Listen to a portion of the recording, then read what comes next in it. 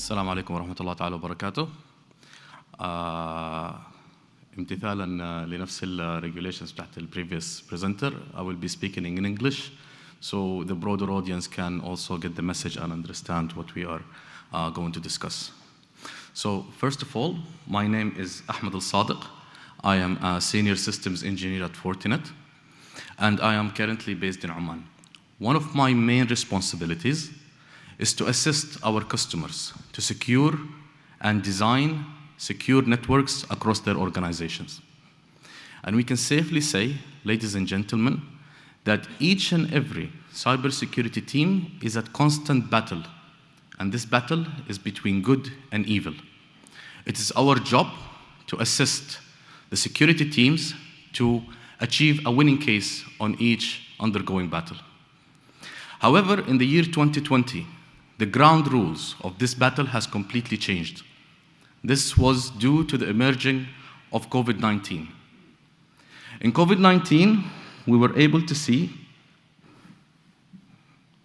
oops, I completely blocked that.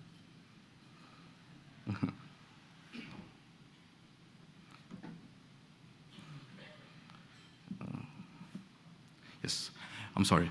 In COVID-19, our employees got used to working from home. Our consumers, such as the public, got used to digital transformation. Everyone wants to do things through their mobile phones. Everyone wants to do things through the comfort of their home. COVID-19 is no longer a threat. However, the behaviors and the manners of the consumers and our employees remained consistent. This forced organizations to adapt to digital transformation in an extremely wide manner. And as we can see, that if we do digital transformation and enforce it to become one of the core of our businesses, complexity will also be introduced. And with complexity, diversities such as ATPs can take advantage, and they will be able to have an upper hand on top of the battle that we undergo on every day. The complexities that we see on daily basis emerge from dissolving the parameter as we understand it. As the previous presentation, Engineer Abdullah mentioned, that the traditional network architecture depended on a single location, as sometimes a few branches that are controlled by a defined parameter. However, this has completely changed in our modern technology.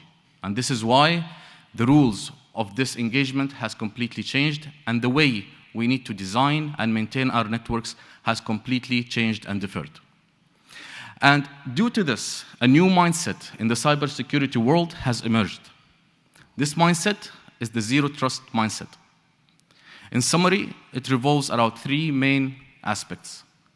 We do not trust anyone unless they verify who they are. If the person verifies who he is, we will be only allowing him to access defined resources and nothing extra. And we need to have a mechanism in which we continuously evaluate this person's behavior, this person's action, and in any case, if he violates any of our policies, he needs to be thrown out and disconnected. This is the mindset of the zero trust network access in summary. Throughout the year 2020, the industry takes phased approaches in order to realize this, starting from securing our branches. Prior to 2020, branches used to be physical locations. We have a central location, which is an HQ, and different branches. However, after COVID-19, branches became homes, they became coffee shops, they became airplanes, they became everything. So how do we make sure that we can secure all of those different edges? And as the previous speakers mentioned, networks today resemble new borders for our country. So we need to make sure that each and every device that is living in the internet has the proper security measures and is controlled using zero trust. In order to face this approach, we started with the SD-WAN technology in a global manner.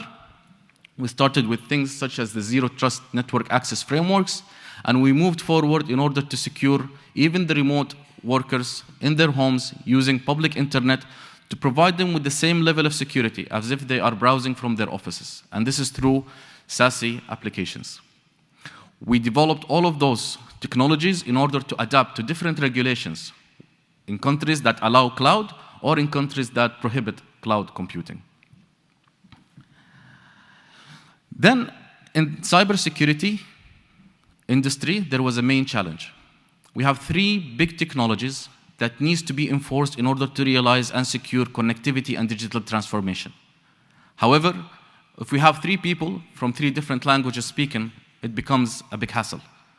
We had to find a way in order to make sure that the communication between our different resources is unified. They can be integrated, and the organizations can realize the investment that they have made in different resources and in different solutions. So multi-vendor architectures across organizations has been a major challenge across the industry, across the world. And this is why in Fortinet, we believe in consolidation.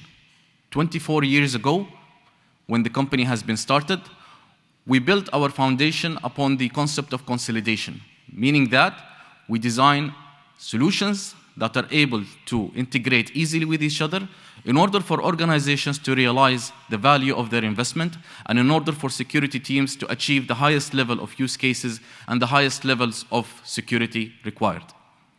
This has been backed up by international organizations such as Gartner in designing the recommended architecture for network, which is the mesh architecture. The mesh architecture that Gartner has been releasing, I think 2 years ago, exactly matches the vision and goals that Fortinet offers to its customers in what we call the security fabric. That means consolidated solutions that have the ability to speak to each other, that have the ability to allow the consumer or the user or the administrator to achieve the highest levels of return of investment and the highest levels of security and ease of use.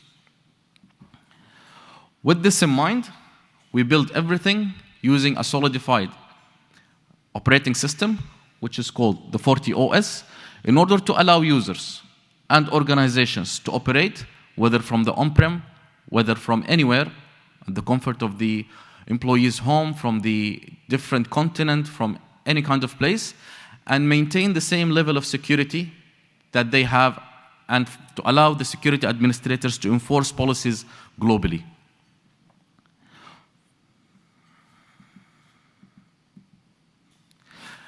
The concept of the zero trust network access is going to allow us as organizations to control who access our networks, whether this access is coming from a certain device, whether this access is coming from a certain person, a certain location, or even a certain flavor of softwares that are not being allowed to access our networks.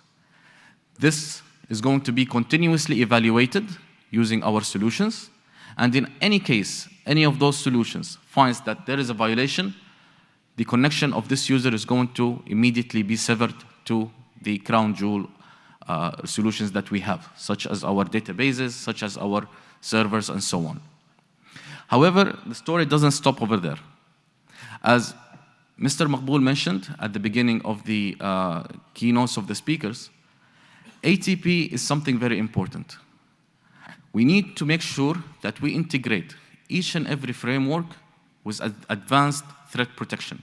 Solutions such as sandboxing play a major role whenever we are trying to build our threat intelligence, whenever we are trying to protect our networks. So ZTNA is a complete framework. However, it needs to be integrated with advanced solutions, such as sandboxing, such as the SIEM, and such as the SOAR in the security operations and the advanced threat protection solution. So this capability of integration also takes us back to the importance and the fundamental concept of the security fabric as well. Lastly, I want to make sure that I relay the message that decision-making is the most important and the most fundamental operation that a human being takes in his life. Where we are today is based on the decisions that we have made in the past. Where we will be in the future is based on the decisions that we make today. And cybersecurity solutions are no different to that. They make decisions on a daily basis. There is a company right now around the world that is under distress simply because their firewall or their email secure gateway decided that this file is safe enough to enter the organization. In Fortinet, We follow this approach, and we make sure that our solutions are completely aware and they can make the right decisions at all times using what we call FortiGuard, which is one of the biggest threat intelligence databases across the world. With FortiGuard, your Zero Trust Network Access framework, your ATP framework, and every solution that you put in place in your network will be able to make the right decision in order to block threats accordingly. I'm not going to take a lot of time, but in Zero Trust Network Access, the objective is always the same. We need to make sure that we know who is accessing our network. We need to make sure that we control who is accessing our network, and we need to make sure that we have the controls and the ability to disconnect any threats at instant times. And in Fortinet, we can always help our customers to achieve this objective with ease and with efficiency. Thank you very much.